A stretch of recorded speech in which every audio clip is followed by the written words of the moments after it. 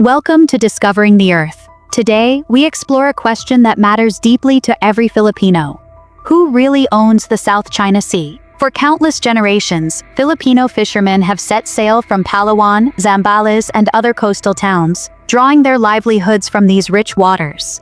The South China Sea provides fish that feed families, supports the work of small communities, and sustains local markets from Luzon to Mindanao. It is also a major thoroughfare for trade, a highway on water that connects Asia to Europe, Africa, and the Americas, carrying goods that reach Philippine ports every day. Beyond food and goods, scientists believe this sea holds vast reserves of oil and gas beneath the seabed. If developed sustainably, these resources could help lessen our dependence on energy imports and support economic growth. Yet, in recent years, tensions have risen. Ships encounter each other. Coast Guard vessels confront one another. Headlines speak of disputes and standoffs. But this isn't about fear or alarm. It's about understanding the truth. When we ask, who owns the South China Sea, we are not asking who has the strongest fleet. We are asking who has legal rights and recognized claims under international law. Rights to water, to resources, and to peaceful navigation. To begin, we must first understand why this sea matters so much. The South China Sea is far more than blue waves stretching across a map. It is one of the most important maritime regions in the world, economically and strategically. Each year, more than one-third of all global maritime trade passes through these waters. Trillions of dollars in goods travel here, including electronics, energy supplies, and food. A disruption in this maritime highway could ripple across regional and global markets, raising costs for everything from rice in supermarkets to fuel at the pump. For Southeast Asia, the sea's fisheries are vital to food security. Millions depend on catches from the South China Sea.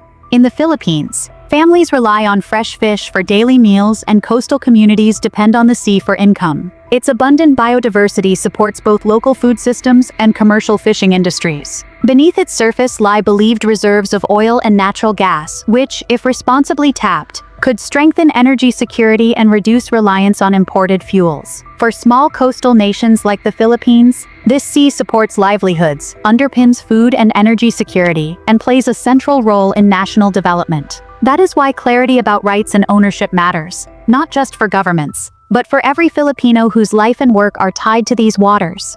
To understand today's disputes, we must look back in history, where the South China Sea was a crossroads of trade long before modern borders were drawn. For centuries, ships sailed these waters carrying spices, silk, ceramics, and other goods among China, Southeast Asia, and beyond. These ancient maritime routes formed the foundation of Asian trade networks, connecting cultures and economies long before colonial powers arrived. But historical usage does not automatically decide modern ownership under international law.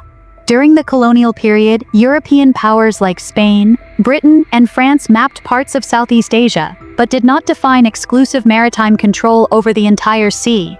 After World War II, a new framework emerged, one based on legal principles rather than ancient voyages. In the mid-20th century, maps from the People's Republic of China began showing a broad claim over the sea through the so-called Nine-Line, based on Beijing's interpretation of historical rights. This map was never formally recognized under international law. Other nations, including Vietnam, Malaysia, Brunei, Taiwan, and the Philippines, also based claims on geography, colonial treaties, and proximity. Today's disputes reflect overlapping historical narratives, but modern law requires clear legal frameworks, not old maps, to fairly define rights and responsibilities. Modern maritime rights are governed by the United Nations Convention on the Law of the Sea, UNCLOS, a global legal framework adopted in 1982 and ratified by more than 160 countries, including the Philippines and China. UNCLOS divides the seas into zones based on geography. One of the most important is the Exclusive Economic Zone, or EEZ. This zone extends up to 200 nautical miles from a country's coastline. Within this zone, that nation has priority rights to fish, explore, and responsibly use natural resources like oil and gas, even though other countries can still sail freely. UNCLOS also clarifies that only naturally habitable islands can generate full maritime zones. Features like rocks, reefs, or submerged reefs often do not have the same legal effects. This distinction prevents countries from claiming wide seas simply by occupying tiny, uninhabitable features. For nations like the Philippines, this legal clarity matters because it protects coastal rights based on geography and law, not historical narratives. UNCLOS encourages peaceful use of seas and cooperation among nations. It is the framework many countries use when resolving disputes, negotiating fishing rights, or developing shared resources, not force or intimidation. The South China Sea is surrounded by multiple nations, each with competing claims shaped by geography, history, and legal interpretation. At the center of these claims are several groups of islands and features. The Spratly Islands, a chain of more than 100 rocks, reefs, and small islands, are claimed in whole or in part by China, the Philippines, Vietnam, Malaysia, Brunei, and Taiwan. The Paracel Islands, further north, are disputed by China, Taiwan, and Vietnam and are currently under Chinese control. Scarborough Shoal, located nearer to the Philippines, is another key feature claimed by both China and the Philippines. Each claimant nation has its own basis for asserting rights. Some refer to historical usage, others to colonial-era treaties, and still others to modern EEZ rights under UNCLOS.